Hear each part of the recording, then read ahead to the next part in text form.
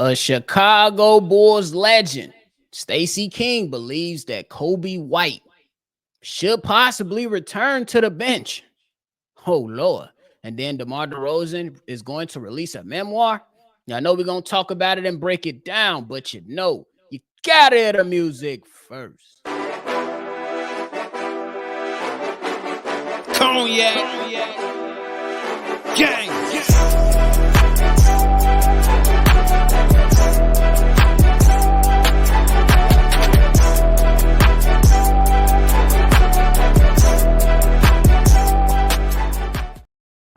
Bulls podcast with the Cognac Boys. I'm Cognac Boy Bobby, and I am joined today by my dog, CDubb. How you doing, boy? I got my lemonade. We got our podcast. Let's turn up. You already know. If you're tuned in with us today, make sure you hit that like button, subscribe to the channel, and hit that notification bell as well. Now, Chicago Bulls legend, one of the greatest play-by-play callers in the game right now, Stacy King, came out on his podcast, Give Me the Hot Sauce podcast. So shout out to them guys. Came out and said that if Lonzo Ball is healthy enough to return, and if the Chicago Bulls re-sign DeMar DeRozan, Coby White should make his way back to the Chicago Bulls bench in place for Lonzo Ball. CDubb. How you feeling about this from Stacy King?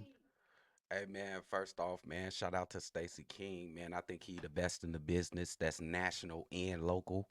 I know a couple series right now that we watching. If he was commentating on the series, it'll be a little bit more litter. You know what I'm saying?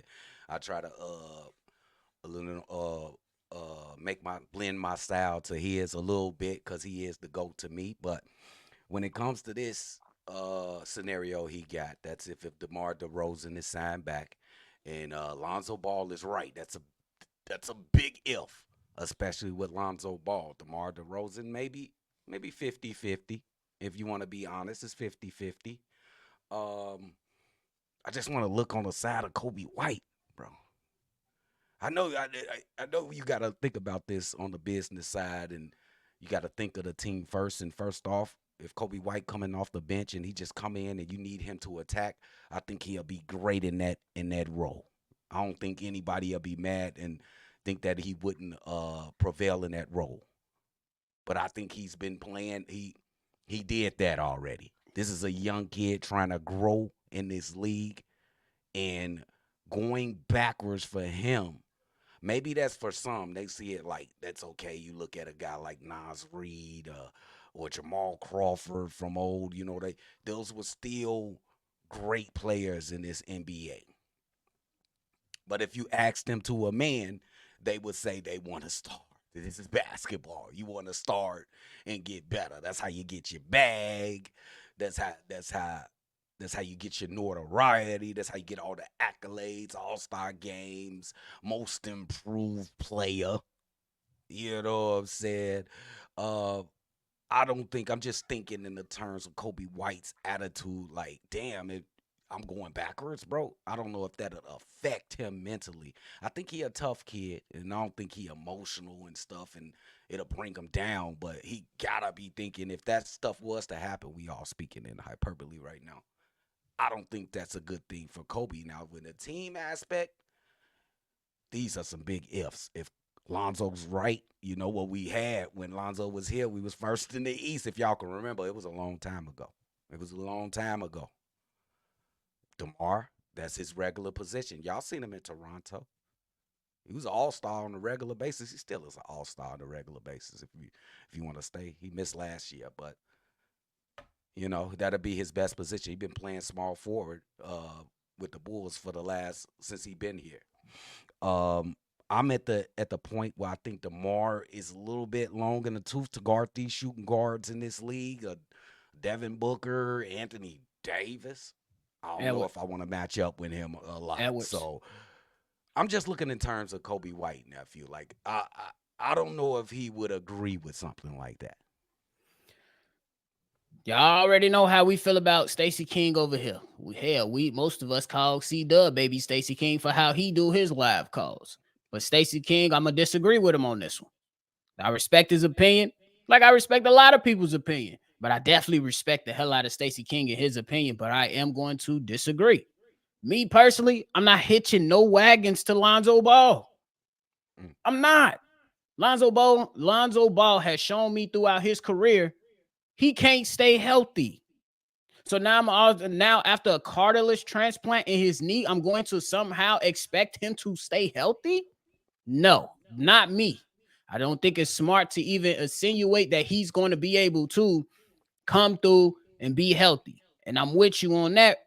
When you say that if you move Coby White back to the bench in place of Lonzo Ball, if I'm Coby White, I'm looking at it like, bro, what more do I have to do to prove that I'm a starter in this league? What more do I have to do? I increased every statistical category that I could possibly increase in one season as the starter. And I was healthy for most of the games.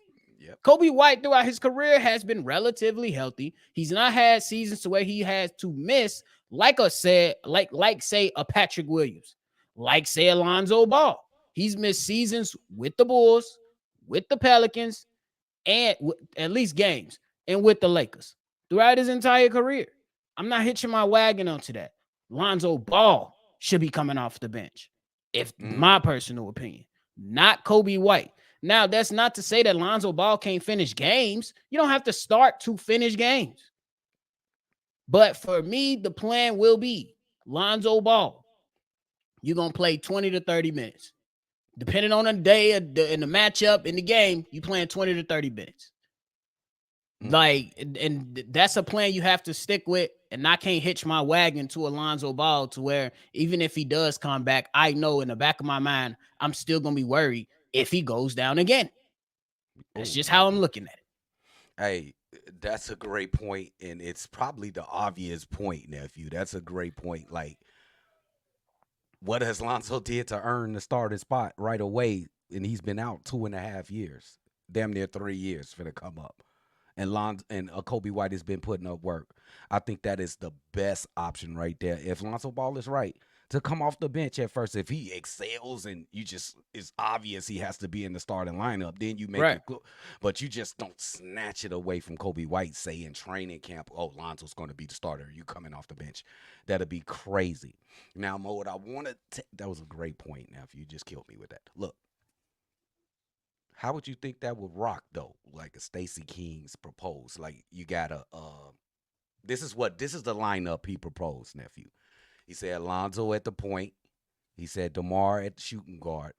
Small forward, Patrick Williams. So we signing Patrick Williams to an extension. I think he got one more year. Do he? Nah, Or he is this gonna eligible right now. He's going to be a he restricted free agent. So okay, we signed Patrick Williams at the four, and a young or we pick up somebody like a big uh, from free agency, or we get a big out the draft. How would you think that lineup? I think it's kind of new. That'll be a new kind of lineup. You got people in different places, small.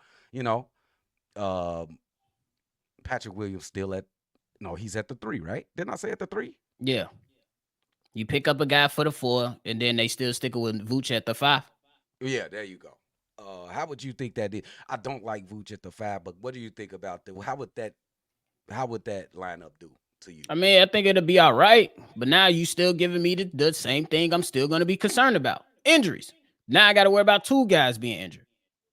Mm, Lonzo Ball and Patrick Williams. CDubb, I yep. want to throw something right back at you. Because I think the correlation makes sense to me. Just let me know. So y'all just pay attention and listen. Ja Morant went down. Who stepped up and held the damn record and kept the Grizzlies in great positions? Tyus Jones. He was starting the entire time while Ja Morant was out, and they had like a 22 and some record. Like it was a nice winning record with Ja Morant going. Ja Hmm. Morant comes back. He instantly gets his starting position back. Obviously, you're going to give it to Ja Obviously, Morant. yeah. But now you get Tyus Jones, who had that experience as a starter, who now believes he could be a starter in his league. He's no longer with the Grizzlies now. So if Hmm. you the Chicago Bulls and you're going to play around like this, you will be at risk of when that contract is over for Coby White, for him walking out of the door. That's for a crazy. guy you don't even know is gonna be here 3, 4, 5 more years down the road. That's not a chance that I could take with Lonzo Ball, comparing him to Coby White, who I believe at this point of their career, Coby White has the higher ceiling, at least right now, because I don't have much faith in Lonzo Ball returning. So I'm looking at it like being that in that type of situation. I Yeah, don't believe you can put Coby White back in that situation, because then you'll risk losing him when you should be trying to retain him until you can absolutely and definitively find somebody better. yeah, and that's a great point too. Like, this is the most important thing if you want to try to get Kobe White to come off the bench. You don't want to piss him off. You already got him for the low for a steal right now, For 2 more and the type seasons. Yes. for the type of impact and the type of production that he putting out on the court. You got him for a steal. Now you're gonna have to pay him. Is what? How many years he got? Two, He three got two years. years left now on his Two schedule. years left, and then you go On ahead his and contract. try to push his career back. You gonna rewind his career? You think he's gonna want to try to sign back? What if you have great success with this guy coming off being the sixth man? You don't think he got that in the back of the mind? Like, man, I was on this path. I don't care how much is success. I ain't gonna say we're gonna win a championship, but we go and we win a playoff series in the next 2 years. He got that in the back of his mind. These fools stop my progress and put me on the bench. What makes you think that I'm gonna sign back with you guys? And this team want me. And this team want me. And this team want me. Ain't no way. I'm just in this whole scenario. I'm worried about Coby White. And a lot of people say this is a profession. This is a profession. I'm gonna It tell is. y'all, he's a human. He's a human. Facts. He's a human being. And Facts. human beings got feelings, bro. I don't care. They Yeah. could be professional and still feel a type of way about the decisions you making about his career at the same damn time. Compartmentalize. I tried. For real. Because we see it all the time. People that be with companies for 10, 15 plus years, they get passed by some young pup who only been here 2 or 3 years for a position that they thought they was going to get. The young pup overtake that person who been there 15 years. And what happens? The person that been there 15 years was like, screw this. I'm gone. Bro. I'm going to go to a company or organization that believes in me and believes in my talents. The same thing could happen to Coby White. I mean, it could. Yeah, Or he could say, I'm going to do what's best for the team. he could. But I But see Coby White as being a guy that wants to start. he wanted. He said it already. He wanted. He wanted. So shout out to Stacy King though. You Facts. know what I'm saying? This is just our opinion. I disagree with that. I think nephew, you would disagree as well. Yes. Uh, Coby White is putting in work, man. This kid at this very moment probably in the gym somewhere trying to improve his game, man. Yeah. I think He you ain't have to trying to go take that into backwards in his career. consideration too. Yeah, bro. He don't want to go backwards in his career, bro. What is he, 23, 24? Yes, like 23, 24. And Come on, man. I believe he's only going to get better. That's just Only. how I'm looking at it. Yeah, bro. Like, we gotta be. I mean, I don't know. You can say he can be professional all you want, bro, but he's a human being, bro, and you know what I'm saying. You don't want to go backwards. Any a hooper, what hoopers? All hoopers want to start. Yes. I don't care what level, high school, college, G League, NBA, Euro League, Australian League, Team African League. USA don't matter. It don't matter. They want to Mugs want to start. start, bro. Mugs want to start. Unless you know what I'm saying, unless you got a team full of Jordans and Shaqs, and you just might want to be a And part of the team. you understand your role. That's Yeah, it. but this ain't. Hey, this ain't that. This ain't For that. sure. This us. The essence of mediocrity. Us. But y'all let us know y'all thoughts below. You agree or disagree with Stacy King and where he was coming from? I disagree. CDubb disagree. But hey, we still gonna value the opinion because we never know what can happen or what the Bulls could turn out to. It's all Yeah. hypotheticals. But before we get up out of here, we got to talk about and give a shout out to Demar DeRozan. He's going to officially release his book later this year, September 10th. It's a memoir called Above the Noise. Just a little breakdown real quick of like what it's all about. From the description about the book, it says, then quote, now it's time to tell the full story in his groundbreaking and remarkable memoir.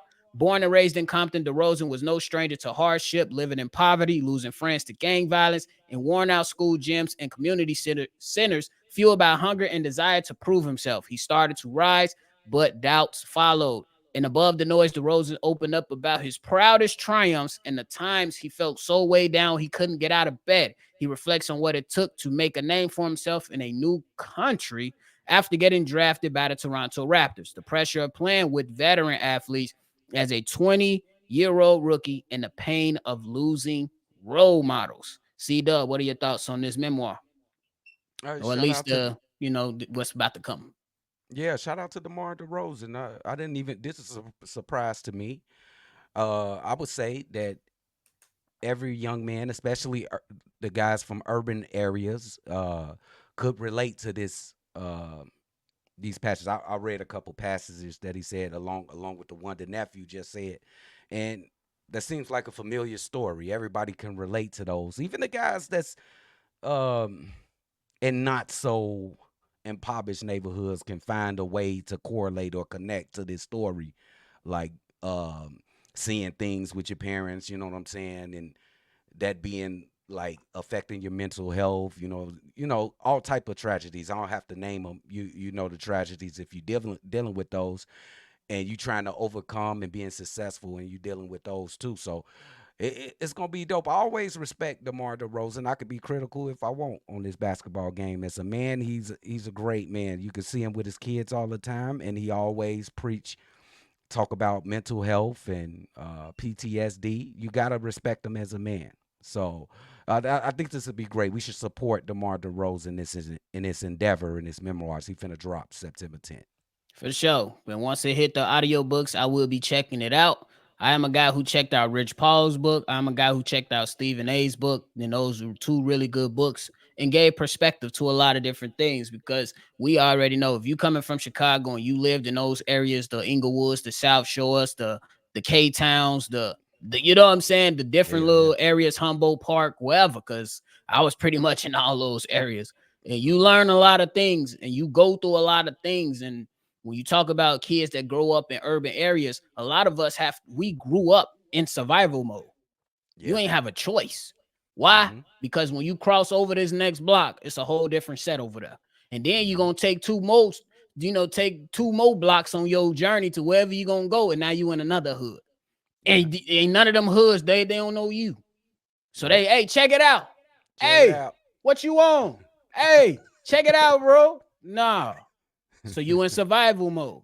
And you Yeah. know some of those hoods are impoverished. You know crime rate is what it is. So you grow up in survival mode. And a lot of us don't talk about those mental health things. A lot of us don't bring up those. A lot of us still are not privy to even openly communicating about what's bothering us. So I say Yeah. shout out to DeMar DeRozan for being on the forefront of this. And I gotta show a lot of love to him, and I gotta let him know I respect him as a man because it takes guts to put yourself out there for the world to see in or read. That's a fact, man. DeMar DeRozan, since he been with the Chicago Bulls, he has been um, a pillar for the community or a speaker for the community of Chicago. So you got to respect him at least at that front, at the very least. If you're not just gonna respect him as a man at the first time. Right. So shout out to DeMar DeRozan. I hope you have success. Let's see if you come back to Chicago, bro. Let's see. Let's Yeah, see. man. I think DeMar DeRozan should be one of those players that retire as a Bull. But obviously, I'm not the guy that makes the business decision because there is some money involved, and how much money is too much money is definitely a question. But Yeah. CDubb, it's been on going on around Twitter. I know you can name them real quick. This is why I'm asking you the question. Your top 10 favorite Bulls, not the best, not the greatest. Your Yeah. top 10 favorite Bulls. I know you can reel them off real quick. Who you got? Derrick Rose, Michael Jordan, Scottie Pippen, Ben Gordon, Tony Kukoc, Jamal Crawford.